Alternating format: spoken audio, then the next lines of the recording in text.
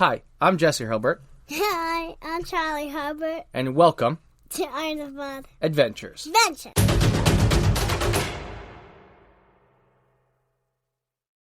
This is Season 3, Episode 8. The largest not-so-big land animal. Today's arthropod can be found in a frozen world, and it may not be large in stature, but it does hold the record for the largest permanent, fully terrestrial animal at this place. And what do we always say? Can you guess what it is? Because look at that line means no talk. That means you're very soft, yes. You don't really, the lines are very loud.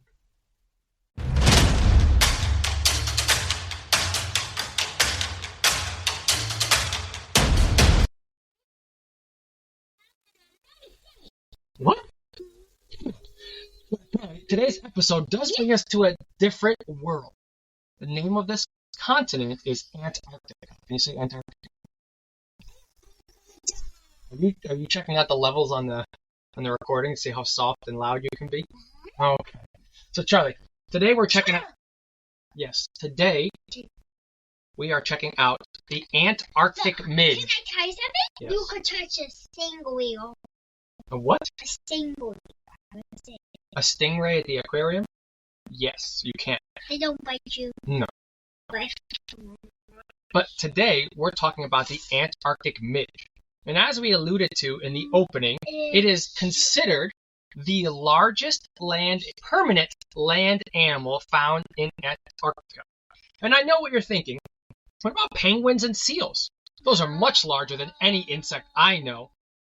And you would be totally correct, except for that we classify those animals as marine animals. A seal is a marine mammal and a penguin's a marine bird. And that thusly making our midge the largest permanent land or fully terrestrial animal in Antarctica.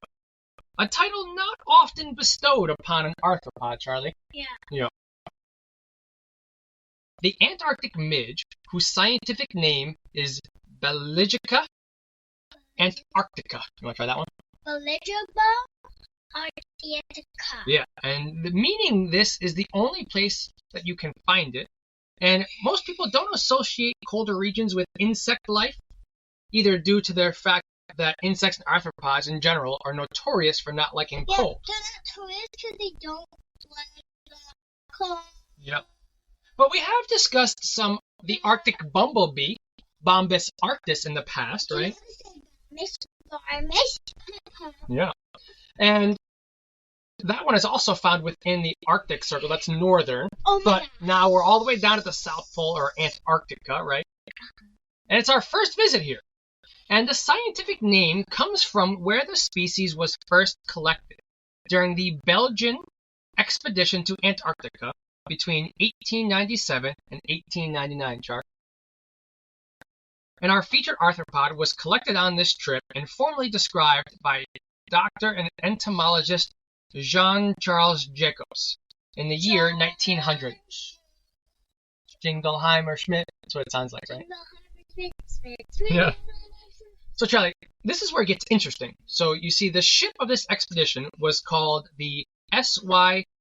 Belgica, which was used to name an area right off the Antarctic Peninsula, the Canal de Belgica Antarctica, which means just Belgian Strait. And this channel of water now goes by a different name, the Gerlache Strait. But it was this initial name of the strait that Jacobs used to name the genus and species of this midge. This was really an interesting rabbit hole to go down to find out all this information. I'm really enjoying that chart. We're taking a brief break from the show to share some excitingness. I know it's not a real word, but excitingness about a brand that we are working with called Dead Bird EcoWear. And it's more than just a clothing brand. Dead Bird EcoWear is a movement committed to restoring the earth. And as a proud veteran-owned business, they dedicate a portion of every purchase to global tree planting initiatives. Wear the change you want to be and wear the change you want to see, and make a positive impact with every outfit. Plus, listeners of Arthropod Adventures can use the code in all caps arthropod_adventures_podcast for 25% off their purchase. So join us in supporting sustainability and our veterans. Shop Dead Bird EcoWear. This is This is what? season. This. We already said So that. it will be. So today's season 8, and then No, no. tomorrow's Episode 8. And then We're still in season 3. And then we'll be in the episode 9. Yes, after 8 comes 9. And then what will be after 9? 10. Okay. Now, Charlie, the midge comes under the order Diptera, which means it is a true fly. The etymology of Diptera literally translates to 2 wings. You want to try Diptera? Era. Yeah. And it wouldn't be science if it wasn't a little weird. You see, the Antarctic midge might fall in the order of true flies, It but will Charlie... fall in the water. What? It will fall in the water. Bugs can land in water. Some bugs land in water. Some insects land in water. Crustaceans. Lots of things go for water. But this is a flightless creature, Charlie. Do you know what that means, flightless? Yeah. What's it mean? It means landing. No, it means it can't fly. So this is a fly that can't fly. Isn't that silly? Yeah. Now you might be asking yourself, why would a fly need to be wingless in their adult form? And it seems like the answer, Charlie, might lie in its habitat. Believe it or not, Antarctica is not only the largest desert on Earth, but has also recorded some of the highest wind gusts on planet Earth, reaching 200 miles per hour, Char. That's super fast, right? And this would make it tough for any animal to move around, never mind an insect trying to fly. So the chances are that the Antarctic midge is flightless because having wings would essentially be useless and just end with the small midge being tossed around in the wind. Now let's finally get to the appearance and size of Antarctica's largest fully terrestrial land animal. Gosh. They grow to a staggering 6 millimeters. That's not very big, right? It's roughly, It sounds like smaller less than a than quarter of an inch. That's tiny. And it's insane that this is It's the largest fully it's permanent tiny as terrestrial your land animal. nail. Yeah, essentially. Now, it's a rather skinny black insect. Its head and thorax are smaller in size compared to its abdomen. Its abdomen kind of reminds me of an earwig a little bit, minus the pincers at the end. But they have that same kind of segmented look. Now, Charlie, they're insects, so how many legs do they have? Remember? Yeah. They have 1, 2, 3, 4. 1, 2, 3, 4. I mean, 1, 2, 3. 1, 2, 3. So that's how many? 16. 16, no, 6 legs. Now, I think their legs, Char, are one of the coolest features. They are long and kind of look like spider legs, in my opinion. And, it's pretty plain looking as far as insects go, but I kind of like the all black look, Yeah. Now, I was lucky enough to come across... Lucky enough to cross the ocean to fall in and swim No, I would not like to swim. back into the No, ocean. the water is cold down there. So, I was lucky to come across a great scientific article, and it talked all about the reproductive trait of this insect. A lot of what I learned came from this article, titled Multi-Level Analysis of Reproduction in an Antarctic Midge Identifies Female and Male Accessory Gland Products that are altered by larval stress and impact progency viability. That was the whole name of the article. Ocean is, in Mexico at top, but they have an ocean. Yes. Yeah.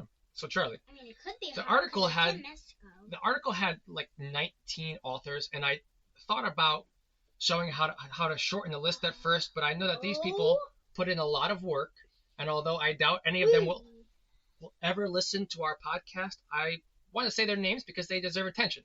So the authors are Jeffrey Finch, Sonia Nandayal, Carly Peretta, Benjamin Davies, Andrew Rosendale, Christopher Holmes, J.D. Gantz, Drew E. Spatz, Samuel Bailey, Xiaoting Chen, Keenan Oyen, Elise M. Dadian, Sovik Chakraborty, Richard E. Lee Jr., David L. Denlinger, Stephen F. Matter, Jeffrey M. Attardo, Matthew T. Werrock, and Joshua B. Benoit. Now, that was a lot of names, but these people did a lot of work. And I will be quoting from this article, and I wanted to make sure to thank the team that did all the hard work.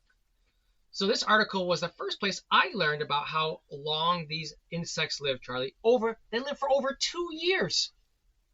2 years, right? Long time? Yeah, 1 and 1 make 11. 1 and 1 make 2. In place value, yes, 1 and a 1 would make 11. Or a 2 and a 1 make 12. Okay. Now, they spent most of this time in their larval stage, roughly 2 years to be exact, lasting only a week or so as an adult.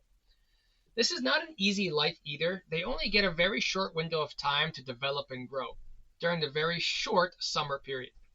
In these hard winters, though, it's where this insect really shines. They feed on essentially anything they can get their legs on, from algae to any dead organic material. You can.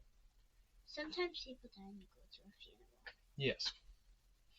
Thanks for sharing that. Thanks for sharing that. And I quote, larvae are extremely tolerant of numerous stressors, including cold, dehydration, and UV exposures, end quote. These larvae are masters at surviving the unsurvivable. When winter comes, they survive using the sugars in their bodies as a natural antifreeze. This, along with the fact that they dehydrate themselves, keeps their bodies intact for winter. They will enter a torpor, or a state of suspended animation under the snow, with the snow acting like a blanket of sorts. But if it's like 10 inches, the bugs will be under snow. Yes. Now, Worms don't come out in winter. this is like a mega superpower, being able to essentially shut off your body down to the world while you're cold. They essentially just like freeze like a popsicle. Like this is freeze. And while they do survive cold weather, it does appear to have a limit. They can survive temperatures down to 5 degrees Fahrenheit or negative 15 degrees Celsius, and it appears that they need the cold. And when they are exposed to slightly higher temperatures, the larvae do not survive. So it's just like this middle period that they need. Yeah, popsicles are really cold for your mouth. Yes. Mating occurs when the fully formed adults emerge and live out its very short life. The mating takes place in a swarm. In the swarm, the male will pass, and I quote, a spermatophore rather than a mating plug containing sperm and other products, most likely derived from the accessory gland, are transferred as a bundle to the female. So it would appear that direct copulation does not occur in this midge, and once the mating occurs, the female lays her eggs, and she will secrete a special jelly to keep around the eggs that keep them safe during the cold. I know you don't like jelly, and you would not like this kind of jelly. And it will be the newly hatched larvae, when they do eventually hatch, this jelly will be the first food that they eat. Now, the next time you find yourself... No one in the world would like this jelly. No, probably not. I don't think you're ready for this jelly. So the next time, Charlie, you find yourself on Antarctica, be sure to check out the largest permanent terrestrial animal at just 1/4 of an inch long. And I want to say a big thank you to the Instagram page, Peppermint Narwhal, who not long ago... Narwhal. Yes, but this is an Instagram page that we follow that posted an infographic about this amazing insect that I didn't even know existed. So I want to say thank you. It sparked my interest and got me researching. And if you don't follow their account, then you totally should. And now you want to tell people to check out the show notes? Yeah. Check out your stuff. Never stop learning, and goodbye.